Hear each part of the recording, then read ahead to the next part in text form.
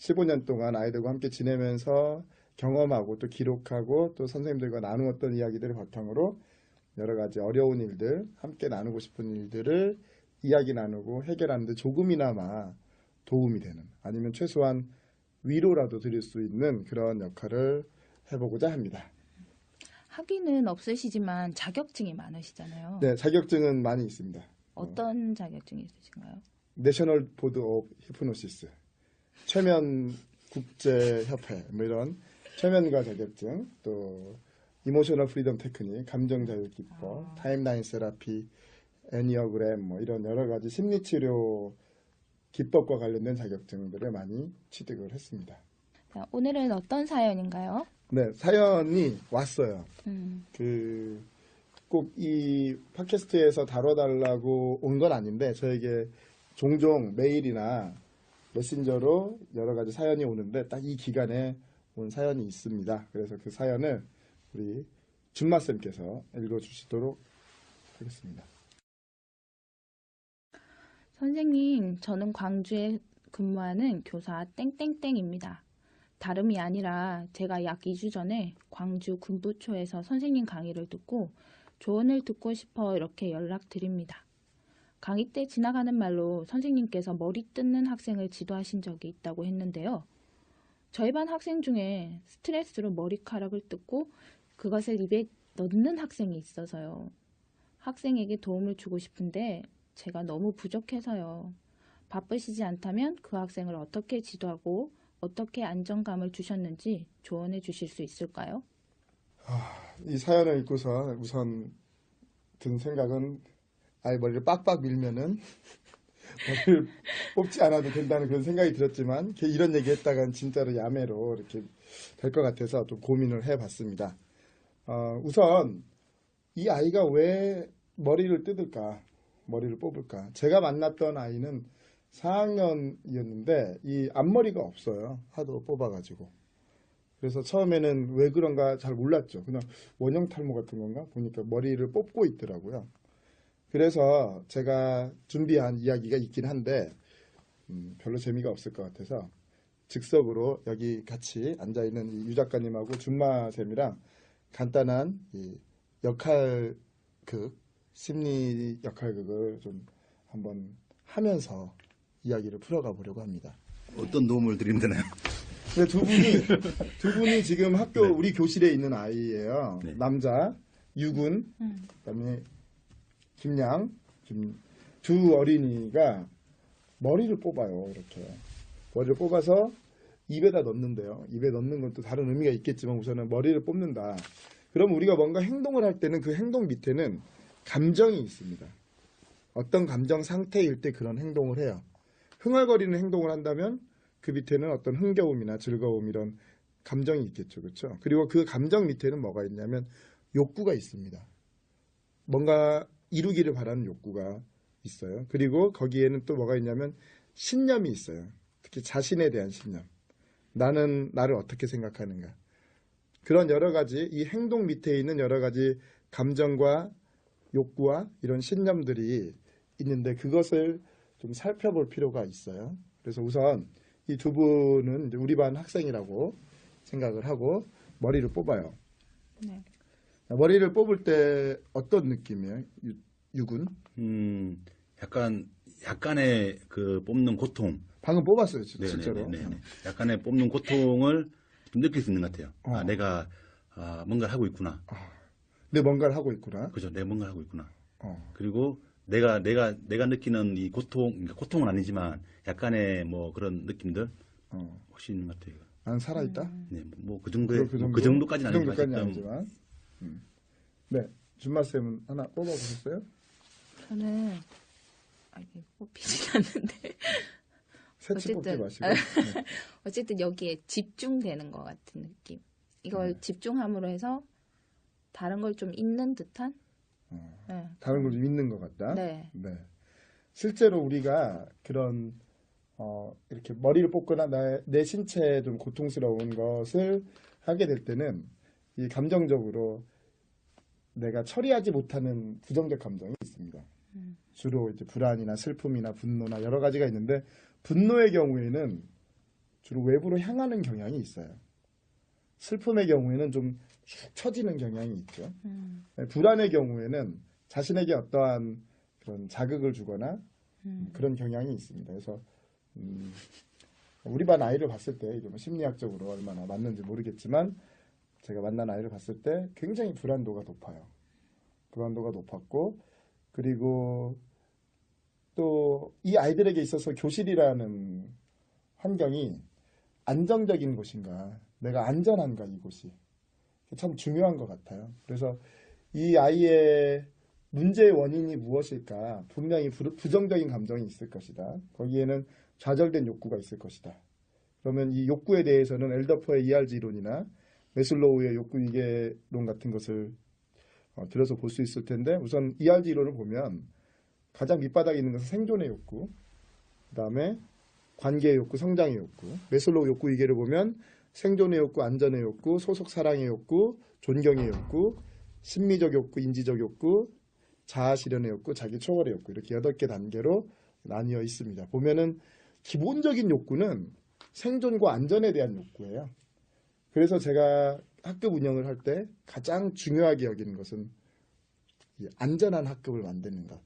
친구들 사이의 폭력이라든지 폭언이나 아니면 관계에서의 그런 따돌림과 같은 그런 문제들을 해결하기 위해서 보호자로서의 역할을 아주 충실하게 합니다. 제가 만났던 그 아이는 제가 보호자로서의 역할을 충분하게 했던 부분이 가장 컸던 것 같고요. 그러면서 친구들과 사이좋게 지낼 수 있도록 엘더퍼의 이론에 의하면 어떤 안정감을 느끼는 것과 사이좋게 지내면서 이 아이가 소속감을 느껴요. 소속감을 느끼고 또 그 아이에게 좀 더 관심을 가져주고 그 아이가 잘할 때 칭찬하고 인정하고 격려해 줄 때 조금 더 자존감이 높아진 거죠. 이거는 교사로서 접근할 수 있는 방법이라는 생각이 들어요.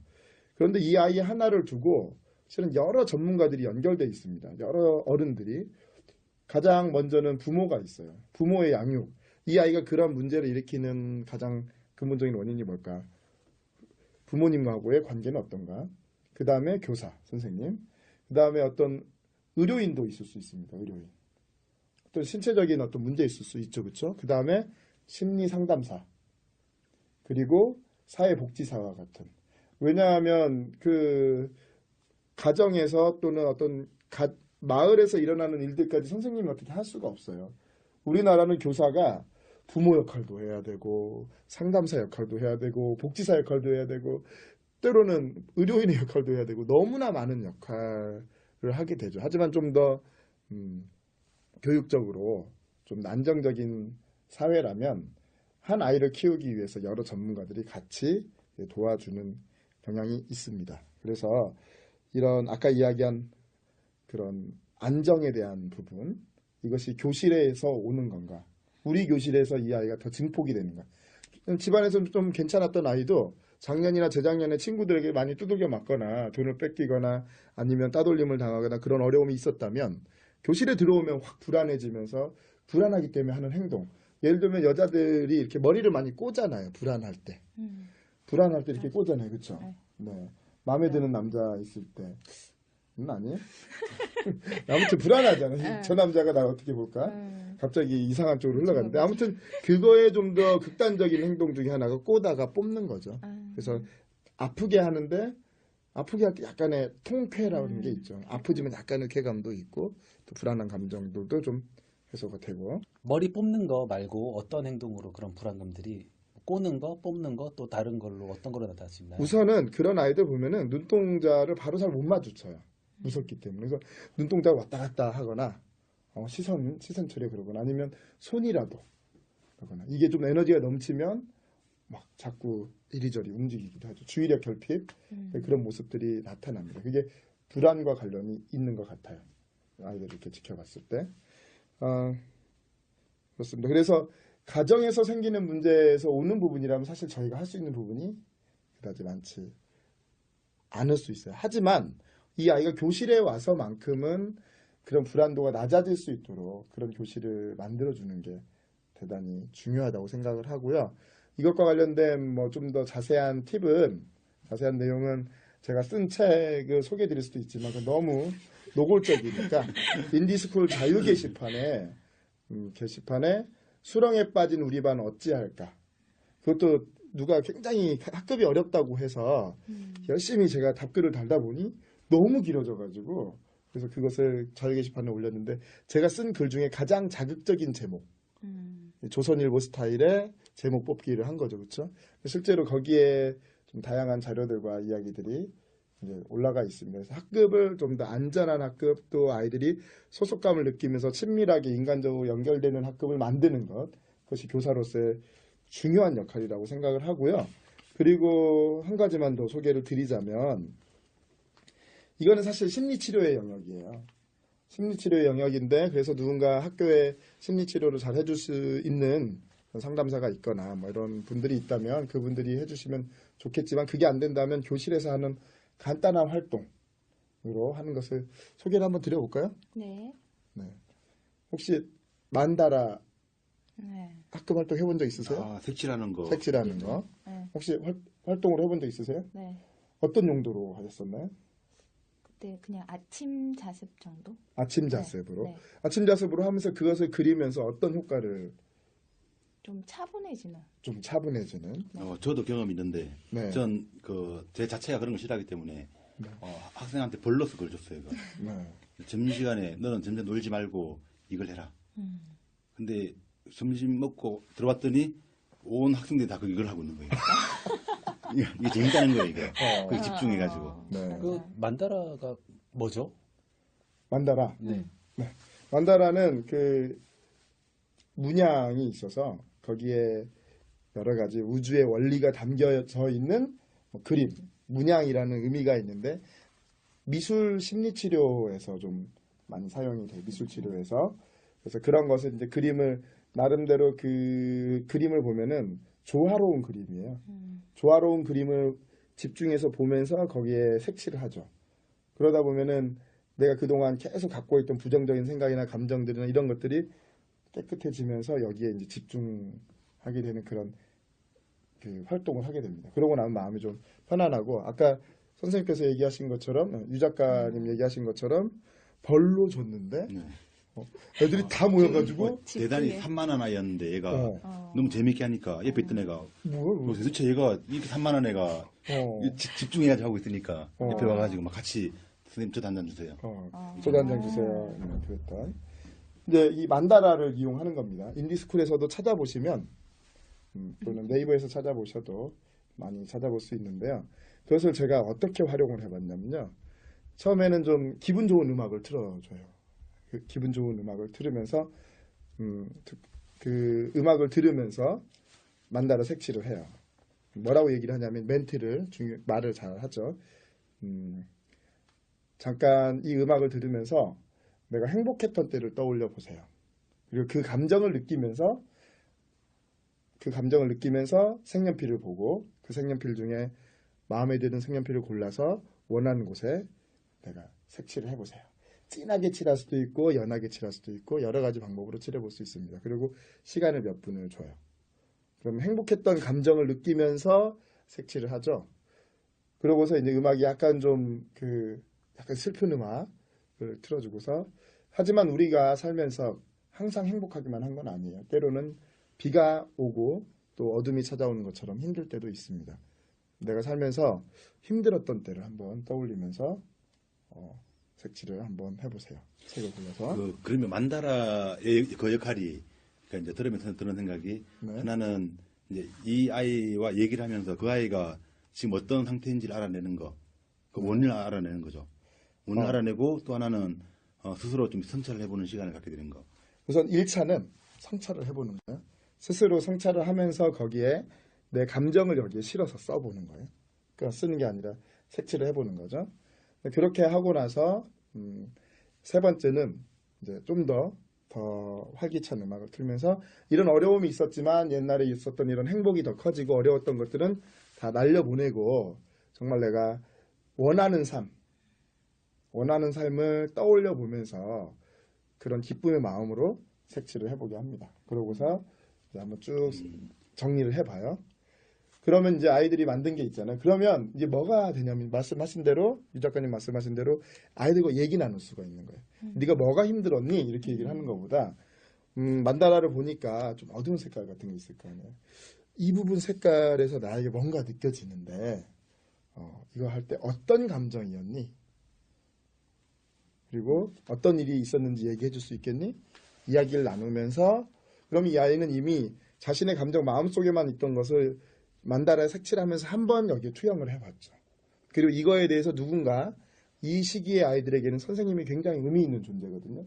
그 선생님이 이야기를 들어주면서 어떤 감정이었는지 물어봐주고 그랬구나 하면서 격려해주고 안아주고 또는 위로해주고 그런 것들이 이제 이 아이의 어떤 어두운 감정들을 씻어내는 데 도움이 돼요. 그러면서 행복했던 경험도 얘기해보고 이런 걸 극복하고서 어떻게 앞으로 더 살고 싶은가 그런 이야기를 나누면서 격려를 해주고 그 이후로도 계속해서 이 아이의 어떤 그런 긍정적인 부분들을 피드백을 해주면 훨씬 더 도움이 됩니다. 물론 여기에 알고 있는 다른 심리치료 기법들이 있다면 부정적 감정을 이야기하면서 같이 사용해도 괜찮겠죠. 앞으로도 그런 방법들은 기회가 된다면 조금씩 소개를 드리도록 하겠습니다. 그래서 만다라를 이용해서 좀 간단하게 아이가 스스로 성찰해보고 선생님과 이야기를 나눠보고 그러면서 그런 부정적 감정을 좀 털어낼 수 있는 방법을 이야기를 해봤습니다. 네, 이 사연 주신 선생님께 말씀드릴게요. 첫 사연으로 이 이야기를 나누게 돼서 정말 영광으로 생각을 하고요.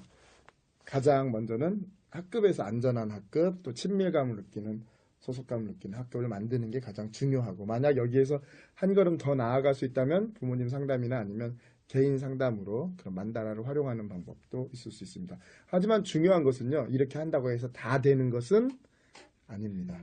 여러 가지 이유가 있어요. 뭐냐면 내가 미숙해서일 수도 있고요. 또는 이 아이가 살아온 삶이 내가 생각했던 것보다 훨씬 더 상처가 깊을 수도 있기 때문입니다.